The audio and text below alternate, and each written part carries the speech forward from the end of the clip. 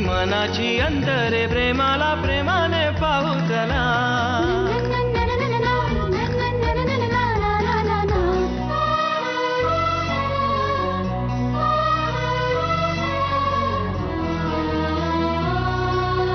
प्रेमाचा प्रवाही प्रेमाचे भोवारे प्रेमाची वादळे येती दरी. प्रेमाच्या लाटा या प्रेमाने वाहून प्रेमाच्या तीराशी नेती तरी.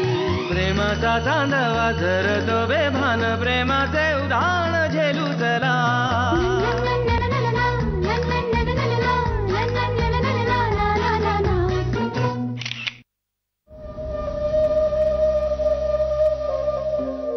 प्लीज तू आता मला काहीतरी सांगू नकोस. एक तर मला अंधाराची भीती वाटते जयनंदी, आणि त्यात माझ्या पायावरून काहीतरी गेलं. कसं असतं ना, अंधाराची भीती आपल्याला का वाटते माहिती आहे ना, त्याचं एक लॉजिक. जेव्हा अचानक आपल्या डोळ्यासमोर अंधार येतो ना, तेव्हा तो अंधार अडॅप्ट करायला आपल्या डोळ्यांना थोडा वेळ जावा लागतो. तू वेडा आहेस का जरासा? कसं असतं ना, अशा वेळ आजूबाजूचे आत्मे असतात ना, त्यांना असं वाटतं की हे आपलंच मोकळं मैदान आहे, म्हणून ते कसेही फिरायला.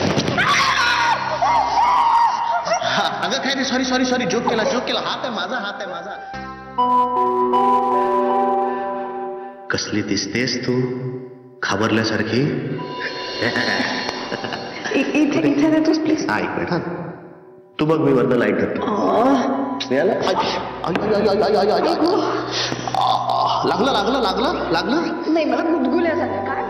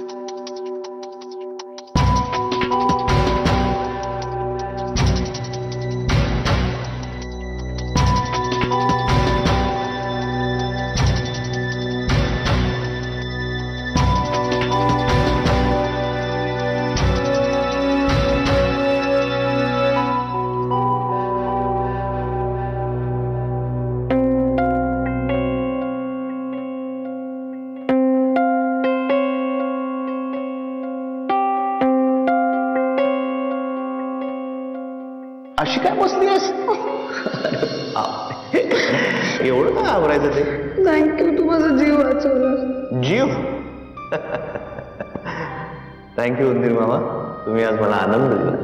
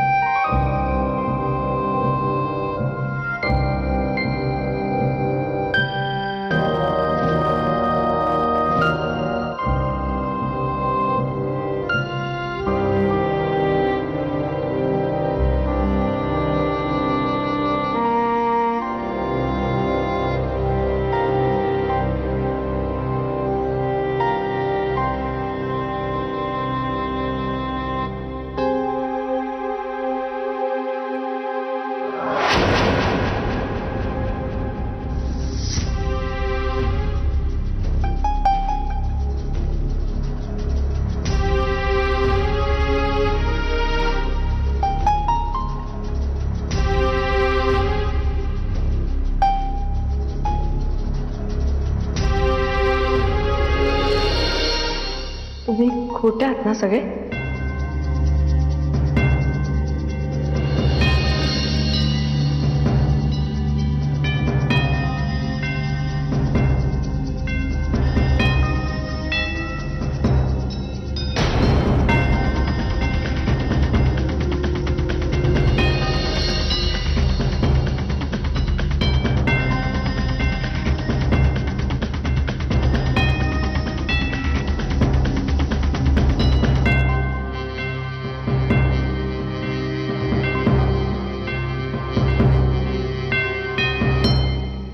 मला कळलं म्हणजे वाटलं नव्हतं असं नाही की खरं नसेल असं, पण वाटत होतं मला की असं खरं नसेल कदाचित. पण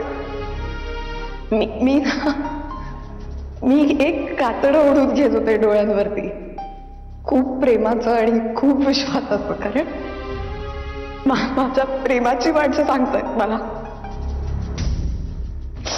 ओम सांगतोय ते खरंच असेल.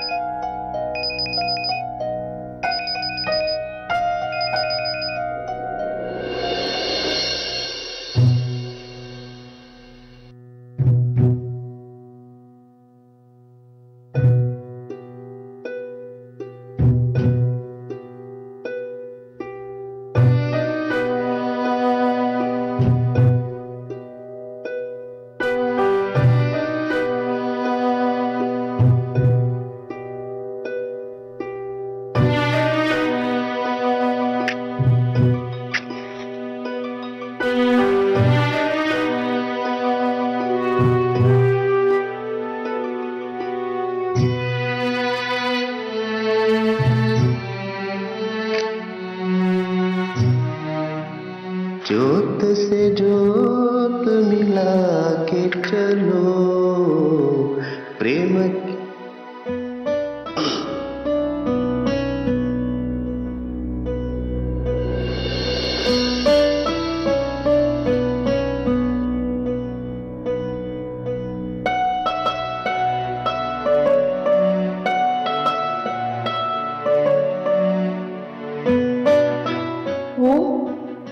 तू रहा ना आज इथे.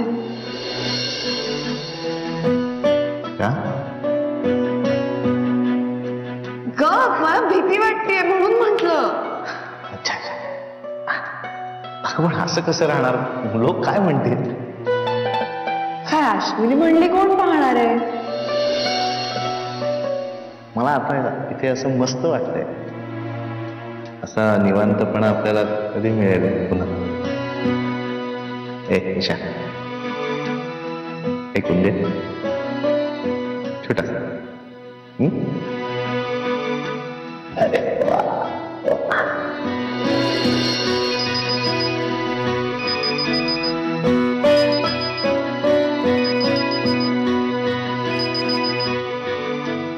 ईशा काय कधीची फोन करते मी, का उचलत नाहीयेस फोन.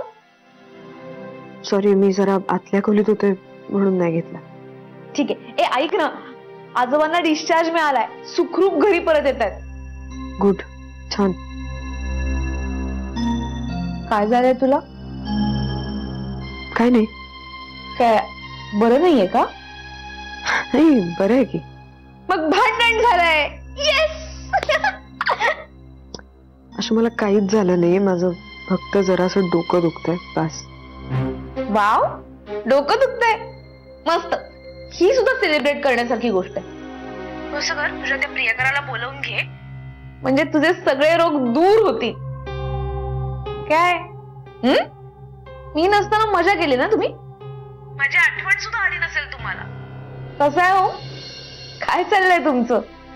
अश्विनी, तुझ्याकडे ते हिंदू अडॉप्शन अँड मेंटेनन्स ऍक्टचा बेअर ऍक्ट आहे का. पण डिरेक्टली अडॉप्शन काय प्रॉब्लेम आहे. सेक्शन 13 रेफर करायचं. मला परवा आर्ग्युमेंट आहे कोर्टात. एवढं जड पुस्तक कोर्टात नेणं शक्य नाहीये. तुझ्याकडे आहे का नाही, नसेल तर मला विकत घ्यायला म्हणून विचारते. एक मिनिट. ईशा, काय झालंय तुला. आवाज का असा येतोय. काही नाही, सांगितलं ना. हे तू जगाला गंडवू शकतेस, मला नाही. काय झालंय सांग. पार्किंग मध्ये भांडण झालं माझं. ओमला दे, ओमला दे.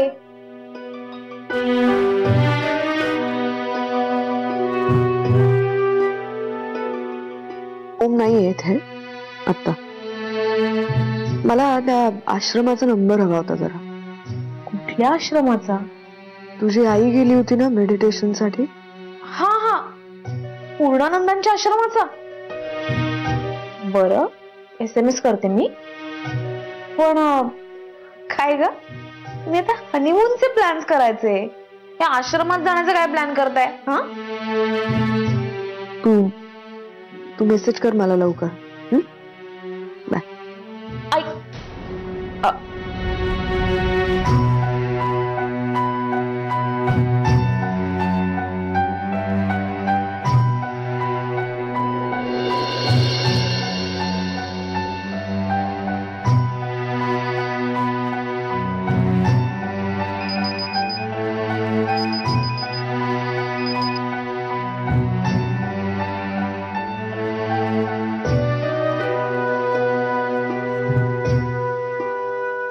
प्लीज माझा फोन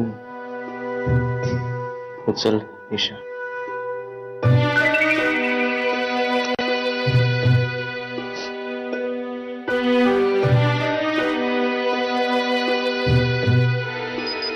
कळत नाही का? अक्कल नाहीये. हे बघ, पुन्हा जर मला तू फोन केलास ना तर मी डायरेक्ट पोलिसात कंप्लेंट करेन. मी सांगून ठेवते. इशू, काय झालं अगं? सॉरी आई, मला एक माणूस सारखा त्रास देत होता फोन करून, ब्लँक कॉल्स, म्हणून मी म्हणत होते की मी पोलिसात कंप्लेंट करेन. बाकी काय? अगं कोण इशू, कोण त्रास देते तुला आणि कोण माणूस आहे तो? एक काम कर, तू तो नंबर मेसेज कर मला, मी मोठ्या बाबांना दाखवते. ते थोरात साहेब आहेत ना, ते मोठ्या बाबांच्या ओळखीचे आहेत. असा त्रास देतो म्हणजे काय? मोठे बाबा बरोबर थोरात साहेबांना ते सगळं सांगतील आणि ते शोधून काढतील बरोबर. आई, I can handle myself. काय इशू, काहीतरी काय बोलतीयस? काय I can handle myself? आई, तू का फोन केला होता? मी आहे ना. हा अगं, मी ते विचारायला फोन केला होता की वाढदिवस कसा झाला. कोणाचा? कोणाचा म्हणजे काय इशू? ओमच्या बाबांचा.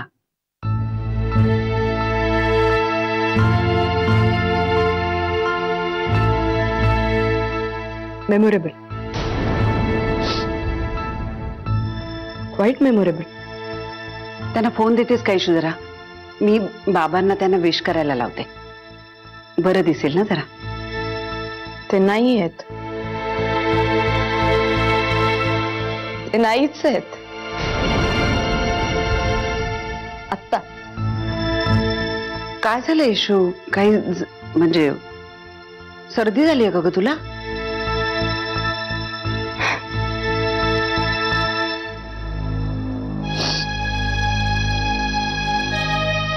आई, तुझ्याशी बोलताना एक चित्र सुचलंय मला आता. एक मुलगी आहे, एक छोटस घर आहे, पिवळं शेत आहे घराच्या समोर, मस्त हिरवगार. दारात 2 बैल आहेत, एक पांढऱ्या रंगाचा आहे आणि एक काळ्या रंगाचा आहे. वाह, ती दाराच्या चौकटीतली मुलगी आहे ना, तिच्या चेहऱ्यावरती स्माइल आहे. अचानक काय होतं, एक काळ्या टोळांची टोळधाड येते समुद्रासारखी उंचच्या उंच, पण त्या दारातल्या मुलीच्या चेहऱ्यावरती स्माइल आहे. हा, आणि एक घार गिरट्या घालते, तरी त्या दारातल्या मुलीच्या चेहऱ्यावरती स्माइल आहे. इशू, तू पहिलं सगळं वर्णन केलंस ना, किती गोड ग, भरूनच आलं मला अगदी. पण ते शेवटी ते हे का, म्हणजे टोळधाड आणि घार का ग? का म्हणजे काय आहे? घार आहे ऍक्च्युली ना. मला खरं तर काय सुचलं होतं माहितीये का, एक एक डोंगरावरती असा वडवा पेटलाय, भयानक वडवा, आणि तो त्या शेताला असं खाक करून टाकतो, जाळून टाकतो. पण मी म्हटलं की त्याच्यापेक्षा टोळधाड बरी. कारण वडव्याचं कसं असतं की एका क्षणात शेत जळून खाक होतं. त्या शेताला कळतच नाही आपल्याबरोबर नेमकं काय झालं, त्याच्यापर्यंत काही पोहोचतच नाही. टोळधाडीचं कसं असतं ना की टोळ त्यांना हवं ते खातात, त्यांना हवं तेवढं, आणि नको असलेलं असं अर्धवट सोडून निघून जातात. त्या वेदना असतात ना त्या जास्त भीषण असतात. त्यांचा प्रॉब्लेम जास्त जास्त मोठा असतो. पण तरी त्या दारातल्या मुलीच्या चेहऱ्यावरती स्माइल आहे. नाही, ते सगळं ठीक आहे, पण ईशू आधीच कसं छान होतं ग सगळं. पण ते टोळधाड आणि घार शेवटी तसं नको बाई. ते पहिल्यासारखं बघ ना. मला सुंदर चित्र काही अपेक्षित नाहीये. हे जर का तुला कळत नसेल तर काही पण नाहीये आपण बोलतोय त्याला. बरं बरं बरं बाबा, आम्हाला नाही कळत तुम्हाला काय म्हणायचंय ते. पण तुझं म्हणणं कळणारा, तुला समजून घेणारा मुलगा मिळालाय ना तुला येशू आता. येशू, तू आता लग्न होऊन जाणार. नाही ग, मला त्या कल्पनेनेच कसं तरी वाटतं, धडधडायला लागतं छातीमध्ये, माहितीये का. आई, हे आत्ता आपण बोलताना मला आणखीन एक चित्र सुचलंय, सांगू. म्हणजे घर गेलं, शेत गेलं, बैल गेले, वधाड पण गेली. आपण ती दारातली मुलगी आहे ना, तिच्या चेहऱ्यावर वेड्यासारखं स्माईलच आहे. आणि तिथे अशा ते जळून गेलेलं शेत आहे ना, आता ते काळं पडलंय, पूर्वी ते पिवळं होतं. इथे हसत उभी आहे. तिने काय केलं, तिने बैलांच्या गळ्यातली घंटा काढली आणि ती एकटीच वाजवत बसली. घार होती वरती, तिला पिटाळण्यासाठी ती याची फिरवतच बसली ती घंटा. आपण तिच्या चेहऱ्यावरतीच पाहिल्या. इशू, मी तुझ्याशी काहीतरी बोलतीये, काहीतरी सांगते तुला बाळा. मी तुझ्याशी काहीतरी बोलते. बर, आम्ही उद्या ओमच्या वडिलांना भेटायला येतो. मी येते उद्या सासवडला. का? का म्हणजे काय, मी तुमच्या घरी येऊ नको तर मला तू तसं सांग, पण मला सांग, मला स्पष्ट सांग, मला चालेल. मी येऊ नको का? तुझं डोकं फिरलंय इशू, कळलं का. आत्ता आपण नकोच बोलायला, नाही तर भांडण होईल आपलं. तू ये उद्या, मी वाट बघते तुझी. ये उद्या.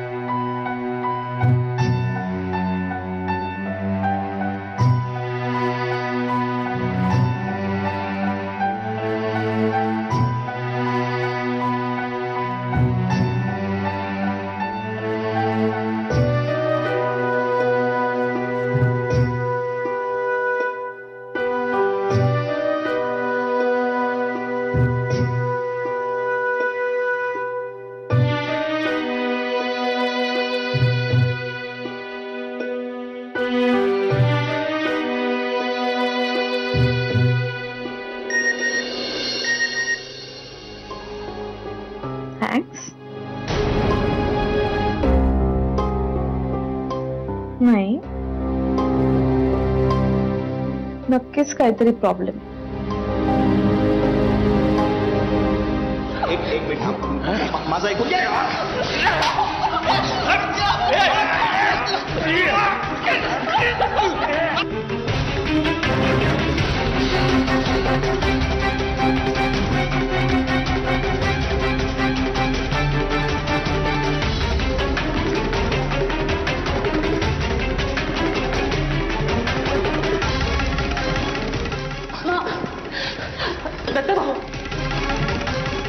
मारू नका, मारू नका, प्लीज मारू नका.